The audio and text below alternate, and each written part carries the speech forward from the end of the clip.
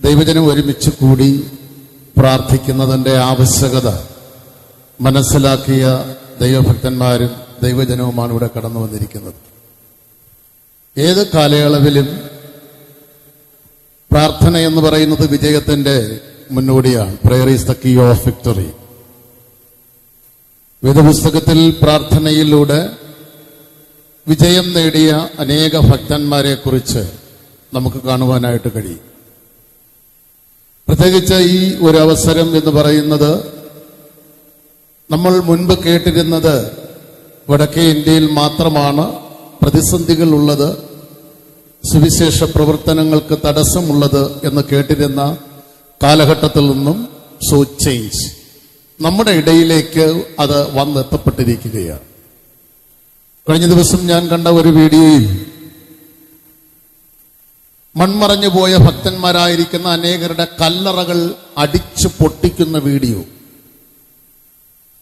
India ഒരു മതേതരത്വ രാജ്യം എന്ന് പറയുമ്പോൾ തന്നെ എല്ലാവിധ മതത്തിലുള്ളവർക്കും അവരവരുടെ വിശ്വാസം അനുസരിച്ച് പ്രാർത്ഥിക്കാനുള്ള അവകാശങ്ങൾ ഉണ്ട് എന്ന് പറയുമ്പോൾ തന്നെ അത് ഇല്ലാതാക്കുന്ന വിധത്തിലുള്ള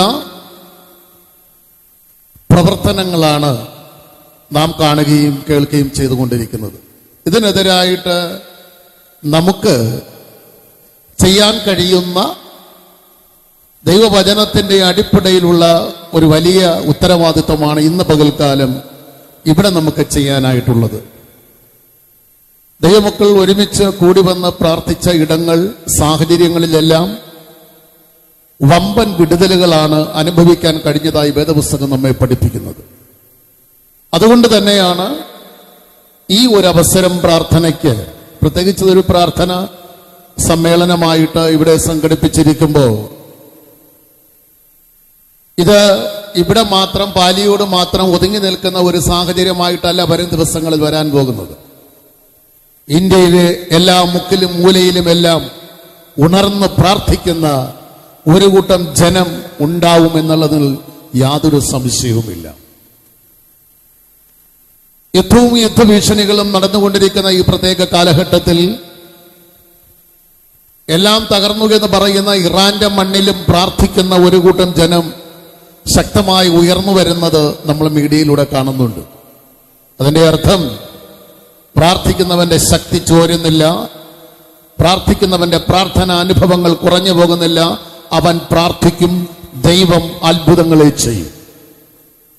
തീർച്ചയായും ഈ അവസരം നമ്മളിവിടെ കൂടിയിരുന്ന് പ്രാർത്ഥിക്കുമ്പോൾ വേദപുസ്തകത്തിലെ ഒരു സംഭവം കൂടെ ഞാൻ ഓർപ്പിച്ച് എന്റെ സമയം നീട്ടിക്കൊണ്ടുപോകാൻ ആഗ്രഹിക്കുന്നില്ല.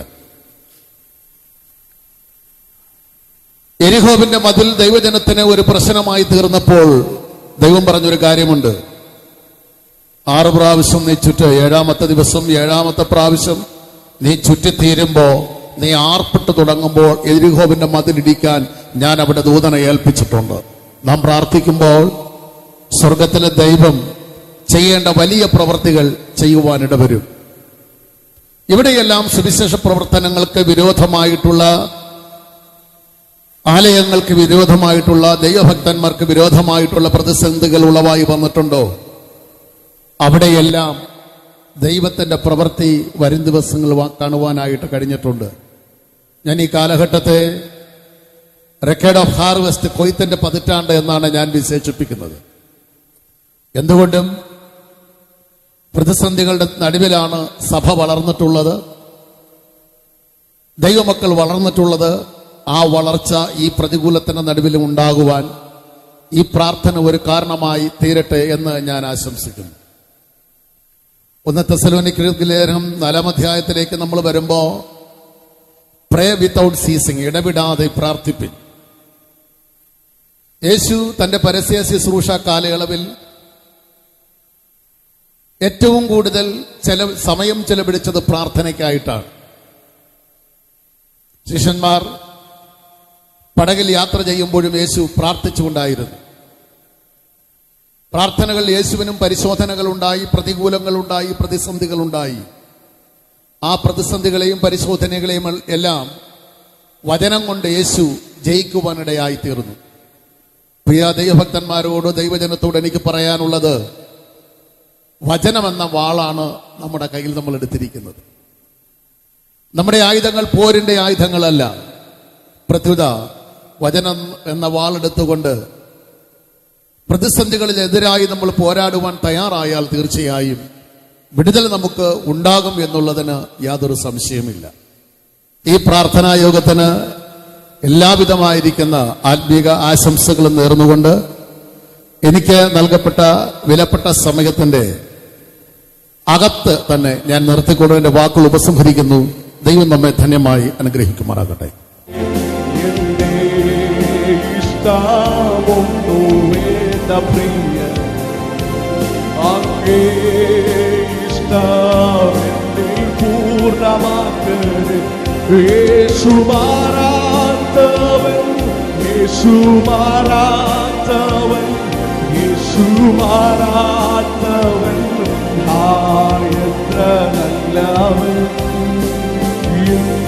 എന്നും കൂടെയുള്ളവൻ